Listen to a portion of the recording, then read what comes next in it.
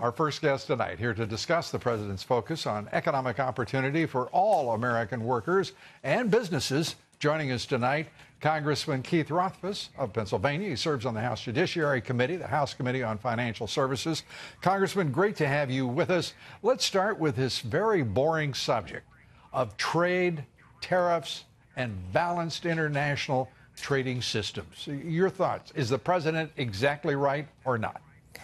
The president's highlighting what has been a problem, and this is a problem that just did not develop over the last few months or the last few years. You go back decades with this. You go back to a decision that President Clinton made in the year 2000 to let China come into the World Trade Organization. Right. China is a communist country. It's a command and control economy. They can deploy resources whatever way they want to. They overbuild their industries. They flood the world. We have to understand that China is the problem, has been the problem. We're putting our own house in order here. We now have a competitive tax code internationally because of the Tax Cuts and Jobs Act. We are now taxing American businesses less than their Chinese counterparts or their Mexican counterparts, restoring a competitive and comparative advantage for the United States in the global marketplace with a great tax code. We're getting our house in order with regulations, putting a check on regulations out of Washington, D.C. that don't make sense. And now we have to target those cheaters out there in the global trading arena. Cheaters? Would you call it cheating for China to put at least 3,500 front companies in the United States for the purpose of espionage against both our government and our businesses? You're absolutely right. China is aggressive in this. They do cheat in the fact that they're dumping, but they also have ulterior motives out there to try to steal technology. And they're stealing $600 billion of intellectual property from the United States each and every year. And we've got morons in the national media worried about Vladimir Putin, for crying out loud. They're looking in the wrong direction, coming up with the wrong answers. The president understands what a threat China has been and continues to be, and the people in the administration are looking for ways to get back at China for what they've been doing to us. The president is talking about, straightforwardly, another $500 billion of goods from China will be hit with tariffs if they continue their nonsense. He is the first president in the last 3 decades to take on the issue. Again, China is all about making sure it gets its products out, but not letting our products in. And again, the espionage that they've been doing, stealing our secrets. And so we have to be tough with China. Yeah, absolutely. But, you know, that's an interesting way to put it. We have to be. We didn't have to be until President Trump said, get tough with China, and the nation followed. Well, it's interesting. And he also... I'm sorry?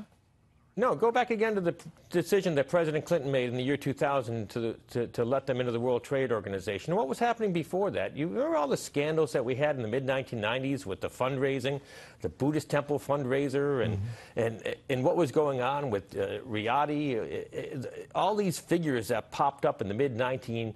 And it was interesting because Louis Freeh at the time looked at the fundraising scandals in the 1996 as director of the FBI and said there should be a special counsel to investigate those. And what did Janet Reno do? Oh, no, if you and I start talking about the idiots who have inhabited the White House over the course of the past almost 30 years, we're going to be here a long time. We don't have that time. Let me just say that the combination of Clinton, Trump, and Obama were 3 of the worst presidents we could have possibly had in succession. And if we hadn't elected President Donald Trump, this country would be in one hell of a sorry mess. Do you agree? Well, you take a look at where would we be today if Hillary Clinton were president? Hillary Clinton, and we look at what's been going on. We look at what's going on in Russia. Yeah, I said, by the way, let me rephrase that. I said Clinton, Bush, and I meant Obama. Preceding Trump. If we did not have President Trump, I don't hear about the Hillary Clinton nonsense. The fact is that Trump is the differentiator. He is the person that is making the difference, the disruptor, and what it was a chain of calamity building for this country. Do you not agree? Yeah, again, because you look at what would happen if Hillary Clinton had won the election. We would have had more of the same. We would have had more substandard growth. You'd have had higher taxes. Probably war with Russia. And we, by the way, would be deeply in recession right now. because business in this country would be rolling over backwards. Well, every step that Hillary Clinton took as Secretary of State, frankly, favored what Russia wanted to do. When they canceled missile defenses in Eastern Europe. The left in this country right now, look at their agenda. They are the ones colluding with Russia. They want a state-controlled economy. They want a statist government. They want a massive government. They want socialism. They want handouts. I mean, they're describing, the left of the Democratic Party is describing communism, not socialism, communism. Indeed. They're transparent about it, too. You go to the Democratic Socialists of America website, the Pittsburgh chapter here, it says they want to transition to a socialist society where the means and resources of production are democratically and socially controlled. Yeah. A socialist society controlled. Wow. That's what they're all about. And that's a recipe for paralysis, for stagnation. It's a recipe for communism. Not having an opportunity for people to live out their dreams and what they want to do and look to the state for everything. Congressman, great to have you here, and we appreciate it. Keith Rothfus, thanks so much for being with us. Good being on with you. Thank you.